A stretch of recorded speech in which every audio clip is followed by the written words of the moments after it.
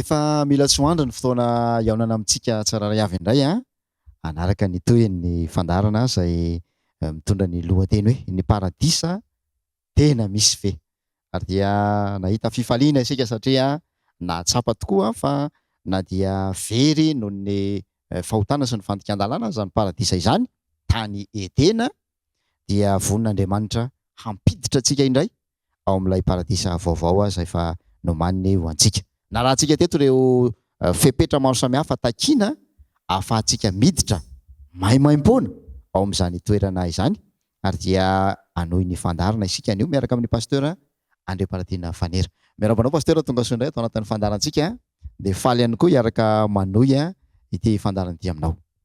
Faly miarabanao namana Dino ary manona fiadanan'ny tompo amintsika rehetra ihany koa izay tena manana faharetana amin'ny fandinihana izao tena Andriamanitra izao. Andriamanitra ny hitantsika, Andriamanitra ny hamonjy antsika, ary Andriamanitra tokoa ny hanome antsika fiainana mandrakizay araka ny teniny amin'ny Jaona 5:7 manao hoe dinionareo soratra masina satria ataonareo fa ao aminy no anananareo fiainana mandrakizay. Ka izao fiarantsika mandinika tena Andriamanitra izao anie dia hanome fiainana ho antsika tsirairay avy ihany koa. Mamaraparana ny fandinihana ny lohahevitra sika namana Dino amin'ny alalan'ity fandarana ity. Tamin'ny fiaonantsika farany ny resaka betsaka ny mikasika ny hoe olom-baovao dia ny resaka ihany koa ny amin'ny hoe batisa izay isan'ny ampiasain'Andriamanitra izany ho fanadiovana ny fiainantsika mba aneho an'ilay sary izay resahan'ny tena Andriamanitra manao hoe miara-nalevina tamin'ny batisa sy mitsangana indray tahaka ny itsanganany dia mandeha amina fiainam-baovao. Mitohy ny fandarantsika, inona indray no resahana androany pasteur? Ny resantsika androany sady araka ny teniko tamin'ny tena mpiandohana hoe hamarana antsika ny fandinihana ilay lohahevitra hoe ny paradisa tena misy marina ve, dia andinika lohateny anankiray tsika izay tena ataontsika hoe mamintina ny zavatra rehetrarehetra. Izy moa zany raha ny tena marina tena efa mazava tsotra be lay fanazavana izay omeny tena Andriamanitra hoe namorona olona tahaka ny endriny, satsay Genesis 1:1-2 namorona olona tahaka ny endriny Andriamanitra araka ny tarehiny, satsay tsisy tsiny, marina, masina, madio, tsisy fahotana. Zay ny dika le hoe tahaka ny endrika Andriamanitra, manana ny toetran'Andriamanitra.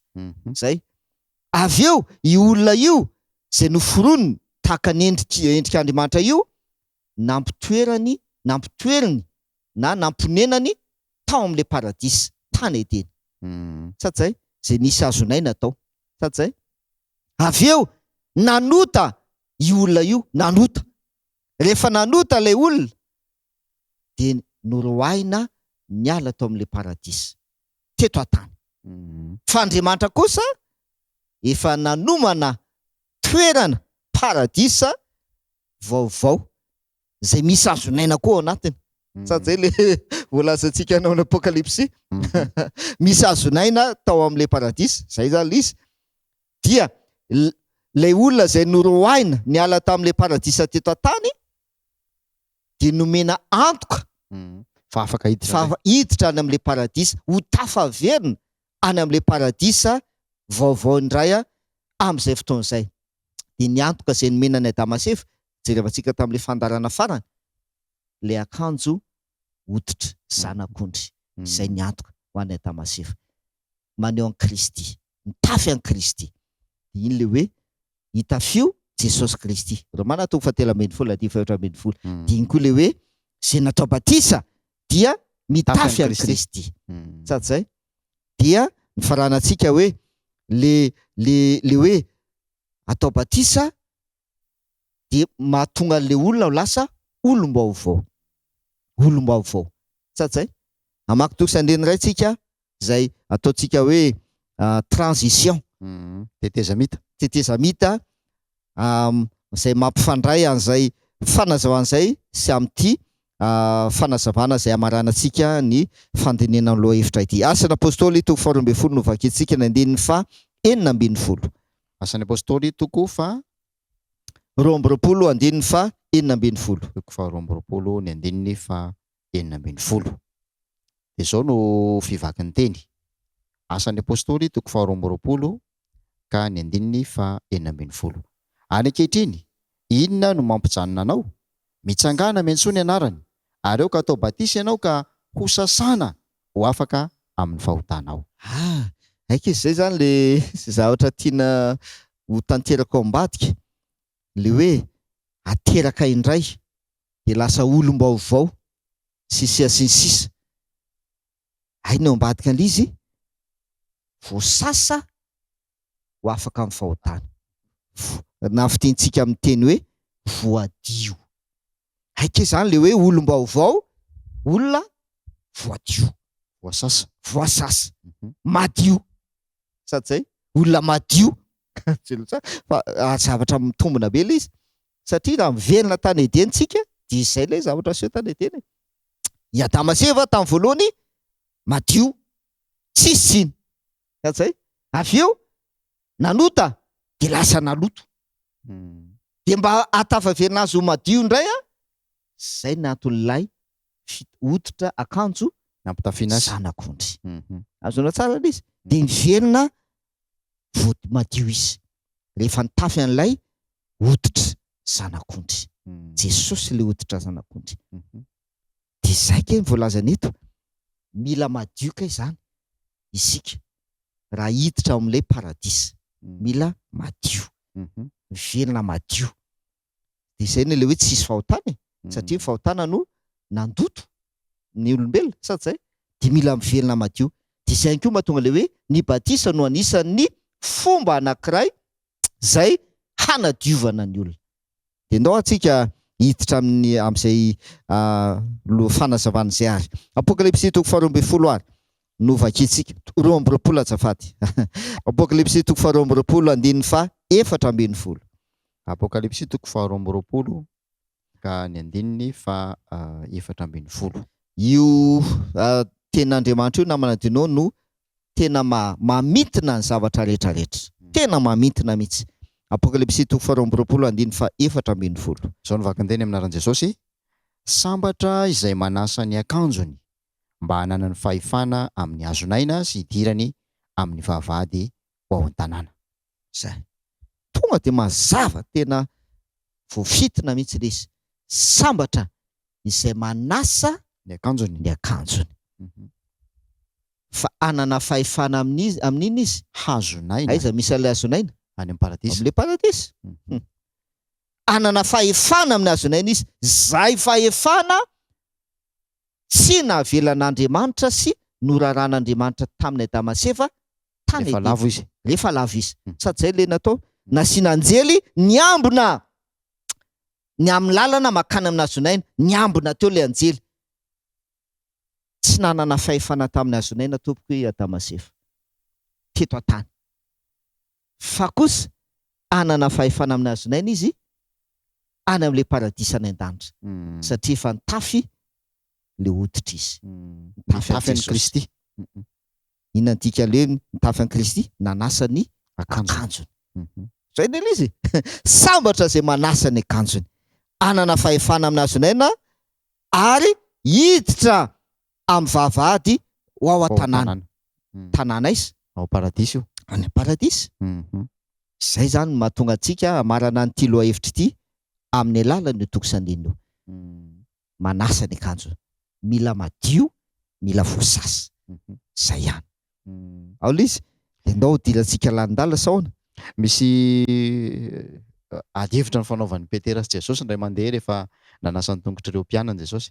Dia nanday Petera dia hoy izy Jesosy tamin'izay hoe tsy hanana anjara amiko ianao raha tsy ho sasako. Asa azo fandraisana amin'ity fanadiovana koa ve izany fahamarinana nambaran'i Jesosy zany. Tena mifandray tsara mihitsy. Tena mifandray tsara mihitsy. Ilay teny Jesosy tamin'ny Petera hoe raha tsy ho sasako ianao tsy hanana anjara amiko. Tsy ilay endrika ivelany namana dinao tena tiany Jesosy ahatongavana amin'inany e. satria fanasa-tongotra anie le nataon'i Jesosy. Tsy tena le hoe fanasa-tongotra loatra no tiany Jesosy atao. Hoe raha tsy sasako ny tongotrao dia tsy manana anjara ianao. Ny fahazahoan'ny Petera anazy dia izay ny nahazahoan'ny fahazahoan'ny Petera anazy ka nahatonga Petera niteny manao hoe tsy ny tongotra ihany arô izy fa ny lohako koa. lohako sy lohako sy ny tanako koa. Tsy azon'ny Petera le izy. Fa ny tiany Jesosy ho tenena hoe Petera, ianao raha tsy voasasako, izany manasa anao ho afaka amin'ny fahotana. Raha tsy ho sasako ianao, tsy manana anjara amiko ianao. Tsy tafiditra any paradisa mihitsy. Tsy ho tafiditra any paradisa. Tsy manana anjara ao amin'ilay paradisa raha tsy voasasa.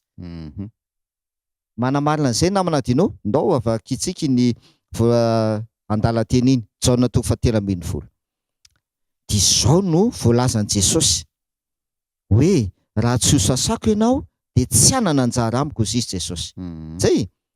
Dia izao no teny Jesosy ao amin'ny 10:10 sy ny 1:10. Jaona 3:13, ny 10:10 sy ny 1:11. Jaona 3:13, ny 10:10 sy ny 1:11. Fa hoy Jesosy taminy, izay efa nandro tsy mila ho sasana fa tsy ny tongotra ihany, fa efa madio avokoa, ary ianareo dia madio, nefa tsy ianareo rehetra. Fa fantany ilay efa hamadika azy, koa izany no lazany hoe tsy madio avokoa ianareo rehetra. Ny teny izy ao amin'ny 10:15 le teny Jesosy hoe raha tsy ho sasako ianao dia tsy manana anjara amiko. Satsay. Dia ny teny Simona hoe tsy ny tongotra ihany arô izy fa ny tanako sy ny lohako koa. Dia mitohy amin'izay ny Jesosy araka an'ilay teny teo hoe izay efa nandro dia tsy mila sasana fa tsy ny tongotra ihany fa efa madio avokoa. Ary anareo izy dia madio nefa tsy ianareo rehetra. Eo miditra isika. Tsy le fanasa-tongotra no tiany Jesosy ho tenena. Satria amin'ny 1:10 dia izy fantany ilay efa namadika azy. Iza io? Jodasy. Jodasy anie sasan'i Jesosy tongotra. Kanefa namadika an' Jesosy. Ka ilay fanasana tongotra no mampadio an'ny olona. Dia nadio koa Jodasy. Dia nadio koa Jodasy. Tsy zay. Izay mahatonga ny teny aminao hoe tsy takatry Petera le teny Jesosy hoe raha tsy ho sasako ianao tsy hanana anjara amiko. Tsy takany. Fanadiovana amin'ny fahotana ny tiany Jesosy ho tenena. Hoe ianao raha tsy voasasa ho afaka amin'ny fahotana, raha tsy ho sasako ho afaka amin'ny fahotanao, tsy manana anjara ianao amiko any amin'ilay paradisa. Satria Jodasy no sasan'i Jesosy tongotra izy teo tompoko, fa tsy voavela, tsy voasasa afaka amin'ny fahotana. Tsy voasasa tamin'ny fahotana Jodasy. Voasasa tongotra izy fa nanota ihany izy namadika an' Jesosy. Azonina ao anadinao tsara izay le toe-javatra. Izay mahatonga le hoe mila madio zany isika raha tiantsika ny azo antoka hiditra amin'ilay paradisa. Manamafy an'izany Salamo 4:20, 17 zay tsy vakitsika manontolo zany fa toko sy andininy ten'Andriamanitra zay efa haitsika loatra fa tena misy heviny kay le izy. Toy izy le Salamo 4:17, iza no hiakatra any an-tendrombohitry Jehova sy hitoetra ao amin'ny tempolony masina ny valiny, izay madio tanana sy mahitsy fo. Satsay, izay madio. Izay le hoe mila madio, mila voasasa. Dia amafisin'i Jesosy any amin'ny Matthieu 5 zany, ny 9:9, miresaka ny sambatra ao izy, misy sambatra maromaro voalaza eo. Dia ao amin'ny 9:9 dia manamafy an'izay Jesosy hoe Matthieu 5:9, 9:9. Iza no ahitan'Andriamanitra. Iza no ahitan'Andriamanitra. Matthieu 5:9, 9:9, sambatra ny madio am-po, fa izy no ahitan'Andriamanitra. Tanao amin'izay zany le izy. Izay no mahatonga antsika mamarana an'ity lohahevitra ity zany mahakasika le hoe paradisa. Tena misy marina ve? Madio. Mila madio. Ka raha ohatra hoe mino ianao zany na manadinao fa tena misy le paradisa, ary mananteny ianao ny hiditra amin'ilay paradisa, mila madio ianao. De mila iainanao zay fahadiovana izay. Tsika lisa. Ary zay le zay zany le zavatra tokony iainantsika. De ndao toizantsika ara ny tian'Andriamanitra. Ndao tsika hiditra any amin'ny Apokalipsia. Apokalipsia toko 4:10 de vakitsika ny andininy 4. Apokalipsia toko 4:10 ka ny andininy 4. Zao ny vaky ny teny. Apokalipsia toko 4:10 ny andininy 4. Tsy maninona vakitsika ny andiny voalohany satria io zany fampidirana le andiny voalohany iza le voaresaka ao anatin'io toko 4:10 io. Andiny voalohany de avy eo mandingana andininy 4. Apokalipsia toko 4:10 ny andininy voalohany, avy eo ny andininy 4. Ny amin'ny zanak'ondry sy ny mpanaraka azy. Ary hitako fa indro ny zanak'ondry nitsangana teo tendrombohitra Ziona, ary nisy 4,400 alina sy iray hetsy nomba azy, samy manana ny anarany sy ny anaran'ny rainy voasoratra eo amin'ny andriny. Andininy 4. Ireo no tsy voaloto tamin'ny vehivavy fa virjina izy. Ireo no nanaraka ny zanak'ondry naiza no alehany. Ireo no navotana avy tamin'ny olona ho voaloham-bokatra ho an'Andriamanitra sy ny zanak'ondry. Mazava be le izy. Ireo 4,400 alina sy iray hetsy zay nanaraka ny zanak'ondry naiza alehany. De hozy izy, ireo no tsy voaloto tamin'ny vehivavy fa inona hozy izy? Virjina izy. Zay le hoe madio, voadio. Raha ny tena marina tsy hoe olona tsy maloto mihitsy ireo. Olona tsika ane ireo tsika. Za tena maniry mba ho anisan'ireo olona ireo. Zay olona mpanota izy ireo, fa inona zavatra aniseho? Voasasa. Zay andiny toko 7, toko 7, Apokalipsia toko 7. Apokalipsia toko 7 de ny andininy 4:10, 3:10 sy 4:10. Apokalipsia toko 7 ny andininy 3:10 sy 4:10. Favakitsika ny andininy 7 aloha. Takan'ity ihany hoe iza ny voaresaka ao amin'io toko 7 io. Apokalipsia toko 7 ny andininy 7. Rehefa afaka izany dia hitako fa indreo nisy olona betsaka tsy tambo-isaina avy tamin'ny firenena rehetra sy ny fokom-pirenena sy ny olona ary ny samy hafa fiteny nitsangana teo alohan'ny seza fiandrianana sy teo anatrehan'ny zanak'ondry, ny akanjo fotsy lava sady nitana sapan-drofia teny an-tanany. Zay tsara zany zao olona avy amin'ny firenena rehetra, fokom-pirenena, samy hafa fiteny sy ny olona rehetra. Zay voalaza eo. Sady zay? Nanao akanjo fotsy lava. De hozy izy tamin'ilay Apokalipsia toko 4:10 miresaka amin'ny 144,000 hoe ireo no navotana avy amin'ny tany. Sady zay? Ny akanjony nofitsiny. Ka zay idirantsika amin'izay le izy. Manao akanjo fotsy lava izy. Ary voalaza ilay Apokalipsia fa tsy voaloto izy ireo olona reo fa virjina. Inona ny tena zavatra aniseho? Andininy 3:10 sy 4:10. Apokalipsia toko 4:10 ny andininy 3:10 sy ny andininy 4:10. Ary ny anankiray tamin'ny olona namalaka no tamiko hoe iza moa ireo miakanjo fotsy lava ary avitaiza izy? Andininy 4:10. Fa hoy izao taminy, tompoko, ianao no mahalala.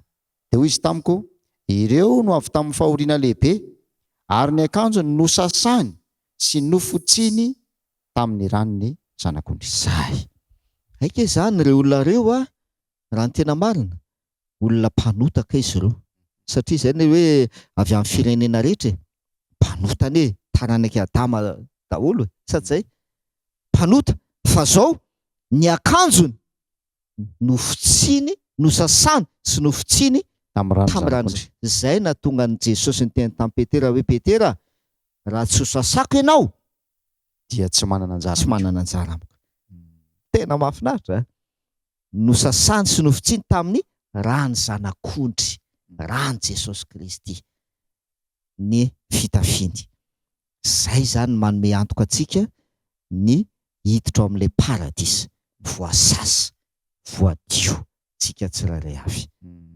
Mahafinaritra e. Tena tsy lany amamina ny tenin'Andriamanitra nanomboka tany Edena tamin'ny alalan'ilay akanjo hoditra nampitafiana ny Adama sy Eva zany rehefa niseho ty fahamarinana ity dia no hamafisin'ireo mpanoratra ny soratra masina tao taoriana hitafio Kristy zay ihany no vahaolana fa atsika miditra any paradisa ary manome modely reto voasoratra tao amin'ny apokalipsy reto fa no fotsindry sy tamin'irany zanak'ondry ny fitafiny dia mendrika hiditra ao amin'ny paradisan'Andriamanitra izy. Ny fanirianay dia ho isan'izany ihany koa ianao zay manaraka ny fandarana manasa ny fitafiana amin'irany Jesosy, mitafy an' Jesosy ary toa ka mbola eo am-pisalasalana ianao fotoana izao andraisana fanapahan-kevitra satria mbola misy ny fotoana raha Jesosy hitafio meteza atao batisa. Ndao hoe tsika mbavaka izany antso izany fanapahan-kevitra izay manitikitika ny mpanaraka ny fandarana ity pasteur mba ho zava-misy eo amin'ny fiainan'izy ireo izany fahamarinana izany. Miaraka hivavaka isika. Raina izay ny an-danitra misaotra ny tombontsoa izay nomenao na fanenandinika ny teninao nandritra ny izay fandarana izay. Mazava aminay ny planinanao Andriamanitra dia ny ahatafaverina anay indray ao amin'ilay paradisa izay efa nomaninao. Satria izany no namoronanao anay tamin'ny voalohany. Eny fa na dia simba, potika ary voaloto ny fahotana aza ny olombelona sy ity zao tontolo zao ity dia te-hamerina indray ilay famoronana tamin'ny voalohany ianao. Ary efa voalazanao zany fa ho tanterahanao satria milaza ianao hoe indro avaoziko ny zavatra rehetra. Aoka tena ho aty amponay Tompo ny hino, ny anantena, ny haniry ihany koa, ny hiaina sy hiditra ao amin'izany paradisa izay nomaninao izany. Dia ho tanterahanao aminay tsirairay avy anie izany planinanao izany. Misaotra Tompo noho ny amin'ny fitiavana sy ny famindrapo amin'ny anaran'i Jesosy. Amen. Dia ankasitrahanay ny faharetanao nanaraka ny fandarantsika hatramin'ny farany inoana fa nitondra lesona lehibe ho anao ary hitondranao amina fanapahan-kevitra marina sy ara-potoana izany antso izany. Dia ankasitrahana ny pasteur André Paratena Fanera izay tsy nety sasatra niaraka tamintsika teto tao anatin'izay loha hevitra izay natao anatin'ny fandarana maromaro izany. Manome toky izay fa dia loha hevitra vaovao indray no iarahantsika aminy amin'ny feonantsika manaraka. Ankasitrahana koa ireo namana teknisianina izay tsy kely soroka mihitsy napita ny sary, napita ny feona, na tsara hatrany ny fifandraisantsika. Mandra-pijery, mandra-piresaka, tompo klasy, tompo vavy.